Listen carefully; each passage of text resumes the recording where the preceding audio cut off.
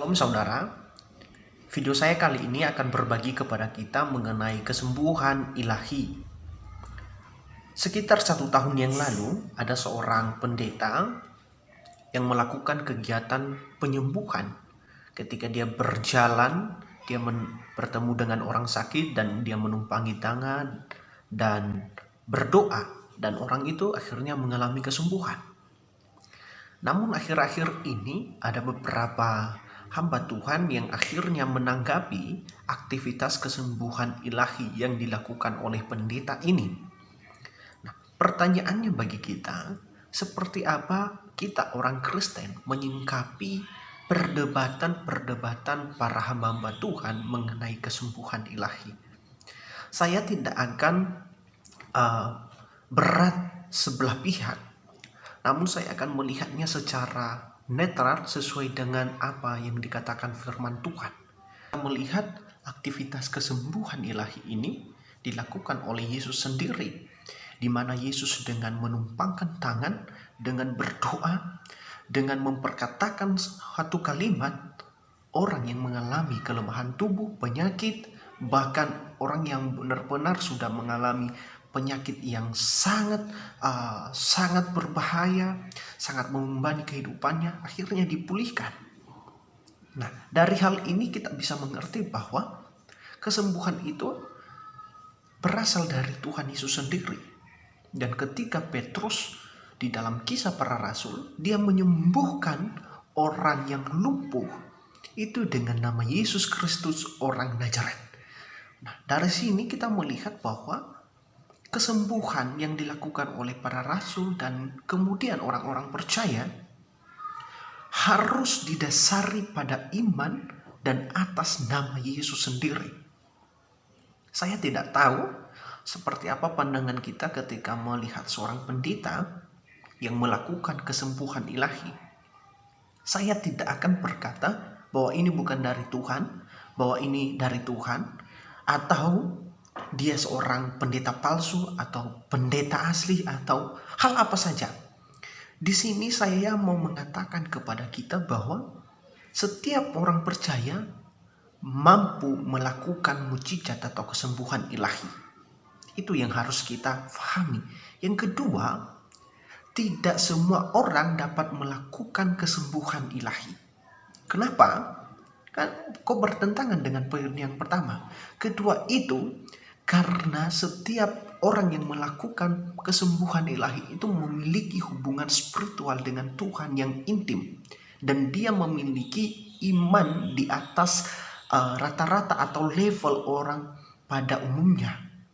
Dan ketiga, kesembuhan ilahi itu adalah karunia. Artinya apa? Itu diberikan Allah secara cuma-cuma untuk menolong orang. Ketika seorang hamba Tuhan memiliki karunia untuk melakukan kesembuhan, artinya dia harus juga memberikan secara cuma-cuma seperti Kristus memberikan kepadanya karunia kesembuhan itu. Dari sini kita bisa melihat saudara bahwa kesembuhan ilahi itu sebenarnya dapat kita lakukan, asalkan itu adalah karunia kita sendiri. Itu diberikan oleh Allah sendiri bagi kita.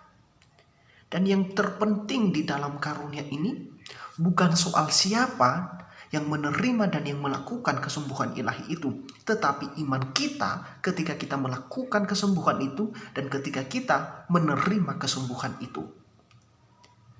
Nah, coba saja ketika Tuhan Yesus Kristus menyembuhkan orang-orang sakit, dia berkata, imanmu menyelamatkan engkau.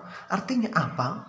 Tidak ada gunanya kesembuhan atau doa yang ditumpangi tangan oleh seorang pendeta atau gembala sidang tanpa iman di dalam orang yang sedang mengalami sakit. Dari sini kita bisa melihat saudara bahwa kesembuhan ilahi itu sebenarnya untuk meneguhkan iman dan untuk menumbuhkan bibit-bibit iman itu kepada Kristus. Ketika orang yang tidak percaya Kristus akhirnya percaya bahwa dia mampu sembuh dari penyakitnya dengan nama Yesus, itu artinya penginjilan tidak langsung. Dengan secara tidak langsung orang yang mengalami kesembuhan itu percaya kepada Kristus dan menerima Kristus sebagai Tuhan dan Juru Selamatnya. Pesan saya bagi para pendeta yang kontra terhadap pendeta yang melakukan kesembuhan ilahi ini, marilah kita melihatnya sesuai dengan kebenaran firman Tuhan. Jika memang ini bukan dari Tuhan, suatu saat kesembuhan atau praktik kesembuhan ini akan berhenti. Tapi jika dari Tuhan dan kita menganggapnya sebagai sesuatu yang bukan dari Tuhan, maka itu adalah dosa. Ingat saudara, tidak ada hak kita untuk menghakimi seseorang. Namun Kristus memberikan kepada kita sebuah standar di dalam menilai setiap kehidupan manusia. Tuhan berkata bahwa dari buahnya engkau dapat melihat. Artinya apa? Seorang hamba Tuhan, seorang Kristen, seorang gembala sidang, seorang pendeta harus dilihat dari buah kehidupannya. Tidak dilihat dari tingkat tinggi akademisinya maupun title yang disandang, disematkan di dalam namanya. Tetapi imannya, perbuatannya. Nah, itu yang perlu kita lihat, saudara.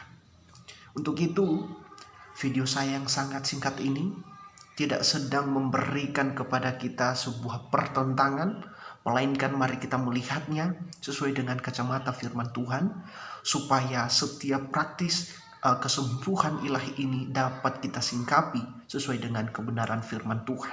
Memang saya percaya ada pro dan kontra di antara orang-orang percaya sendiri. Tetapi mari kita kembalikan bagi kemuliaan nama Tuhan.